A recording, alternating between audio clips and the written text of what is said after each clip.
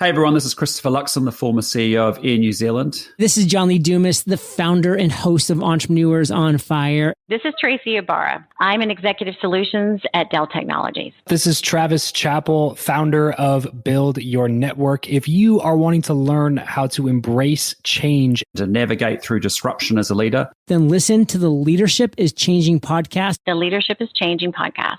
the Leadership is Changing podcast with my good friend, my very good friend, Dennis Giannoutsos. Welcome to Leadership is Changing. Each week, we and our guests provide information and insights through exploring leading change. This is taking your leadership to another level by finding the balance between executive excellence and personal well-being through stories that inspire real change. It's time to adapt in our fast-moving world when leadership is changing with your host, Dennis Giannoutsos.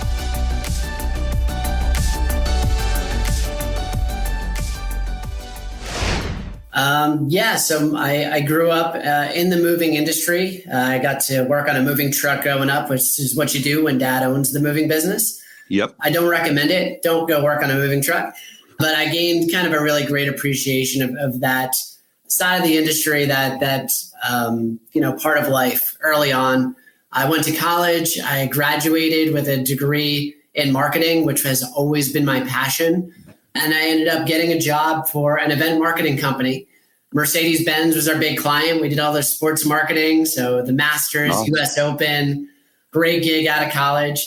But eventually I just found that I was setting up golf tournaments for rich people, which was not really how I wanted to lead my life. I felt like purpose was missing. And, in terms of Move for Hunger, we never really meant to start a nonprofit. I didn't know anything about hunger. I didn't know anything about food waste. If you would have asked me 11 years ago if I'd start my own organization, I would have told you were out of your mind. But here it was, people every day, when they're moving, they don't know what to do with the food. It was a common question that came up, like, what should I do with this? Or they were throwing it away or they were leaving it. So we really just started by asking people if they wanted to donate it. We were there anyway, and brought it to the food bank, and that's how Move for Hunger was born. Yeah, wow. Wow. Oh, that's a tremendous sort of service that you're doing, and it's just a great idea. And yeah, sometimes these ideas are just sitting in front of us. We're not expecting to do it, and then it sort of pops out. But hey, going back to when you're saying about being on the moving truck with your dad and helping out there as a kid and so forth, was there one or two things that you learnt in relation to about, working with your dad and what it's like to be, as a kid working with your parents and things like that? Did you learn anything around there? Yeah. So one, my dad, who worked with his twin brother and my other uncle, so I got a lot of family early on. Yeah. And they were incredibly entrepreneurial. The moving business was core, but they built other businesses around it, warehousing. They built some self-storage. They really tried to do new things, and learning and seeing them try ideas, succeed in some and fail in others, but still find ways to have success. I think that was really important. And then physically being on the truck and doing some of the grunt work, as you'll call it, I think it was super humbling, because even though, my dad was the boss of the company, I was no better than anybody else that was out there. And I think that's really important to be able to, as you're growing a business, be able to do it all, and know that every single role within a company, as trivial as you may think it is in the moment, until you do it, that's really where you get to understand where the opportunities for, doing better really live. Yeah, great. Because the reason I asked you that question is very similar to my background as well. We grew up in the coffee industry, and at the age of 7, here I was at the shop working with my parents as well. And so I think for myself, and I learned a lot working in that environment around the family, but also, as you said, there was the boss and there was my role. I had to do things, and it wasn't anything special in the sense of I didn't get any special treatment because I was the son, right, as you're saying. But then the other thing too is I think the biggest learning for me was seeing the struggle that they went through and having their business, and every day it wasn't rosy. You had to sort of hustle and so forth. But then the other one was the work ethic, and I think that was really quite strong for us as being taught about work ethic and then getting on with things too. So yeah, I mean, fabulous experiences, which has been really good. So question for me is, how did you get into leadership? What was sort of your background there? Yeah, I think it kind of happened accidentally, to be quite honest. Certainly I was involved in college and took some leadership roles in student government where I could, which was always fun. When I went to the first marketing agency, I certainly was not in a leadership role in any way, shape, or form, but try to stand out to impress your boss. But as I went into and launched Move for Hunger, you almost become this immediate leader / entrepreneur, although you don't necessarily know entirely what you're doing, right? You're looking to other leaders, other mentors, trying to figure out what is the template, process, best practice that I can integrate to go faster, better now. So I was very fortunate to have some early mentors through the Do Something organization when I was just getting started, through my family, to be able to believe in me and help build up that confidence. Because I remember when I quit my job, all of my friends thought I was out of my mind.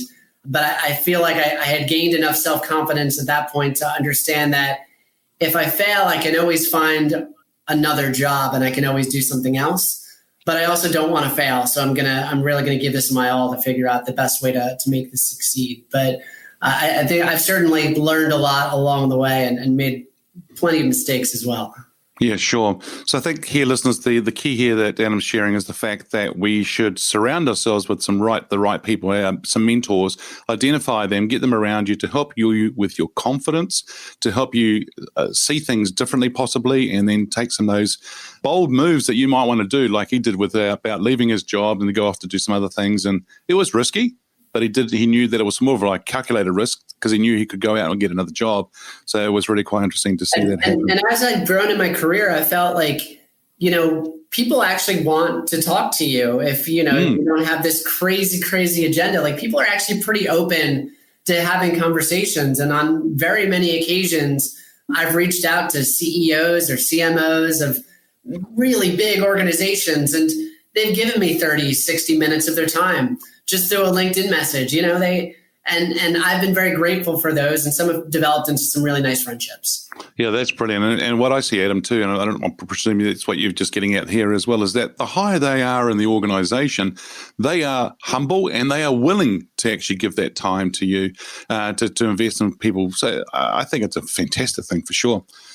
Hey, here's a really interesting question for you. So who is your favorite leader? Now, this person could be alive or can be from history. So who's your favorite leader and why?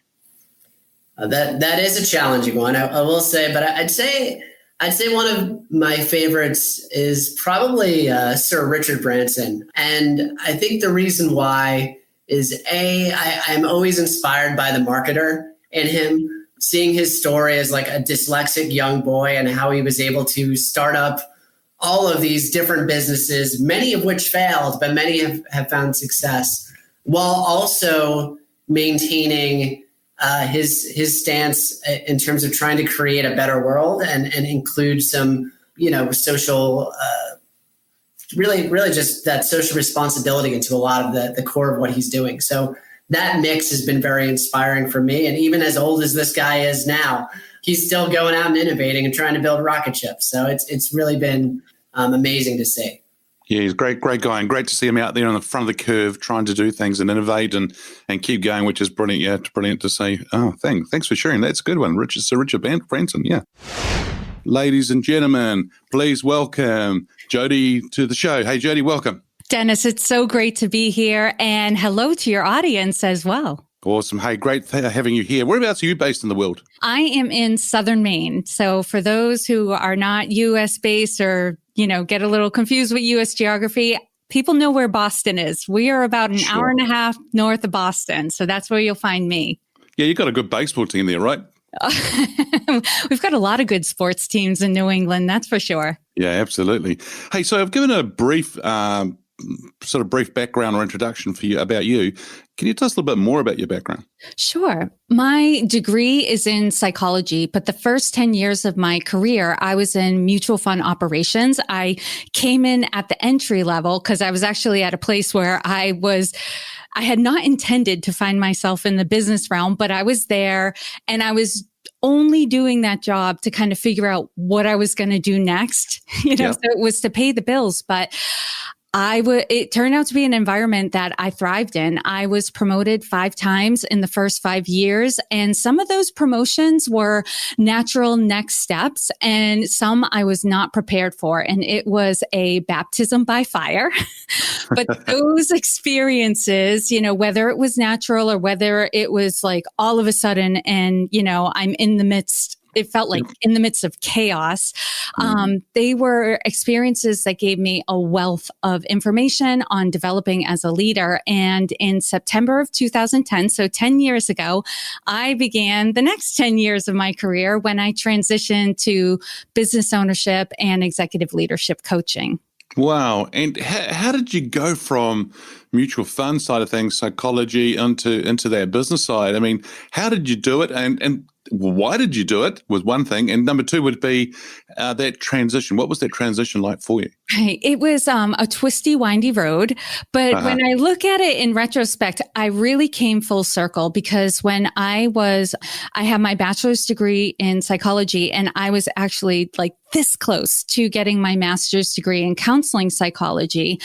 And it finally sunk in, even though it had been told to me, that if you stop at your master's level in counseling psychology, you're really going to be doing social work. So if this is your intention, you might as well just switch and get your master's in social work. And after having done my internship in a social work related job, I realized this was not what I loved about psychology. Right. I really loved human potential, what we were capable of. If we knew ourselves better, how could we develop ourselves to perform at higher levels? And social work, oh goodness, so needed, so necessary. And the people who work in social work are angels and saviors. But I knew I was not designed that way. That wasn't my passion. And so I did take an entry-level position in mutual fund operations. So it was really okay, well, I'll do this to earn money because student loans are going to come due and I don't know what I'm going to do next. And like I said earlier, it was perfect for me. And I was in that industry for 10 years, but it was around 2008 when the banking crisis came about. Right. And the company I was working for was acquired by a large company in the US. And the shock of the culture change was almost too much. It was amazing. So stressful.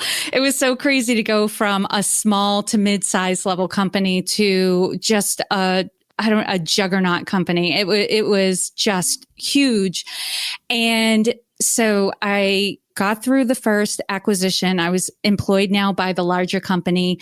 And within 15 months, we were just getting to the point where we felt like we were recovering from all the changes that had come about. The company I was working for bought a company that was doing the same work that we were doing. And so we knew our jobs were on the line. But by that point, I had already discovered coaching. And coaching to me was everything that I had loved about psychology that social work was not, right? It was that human potential, development, high performance, and transformation really was the added layer of coaching for me over psychology.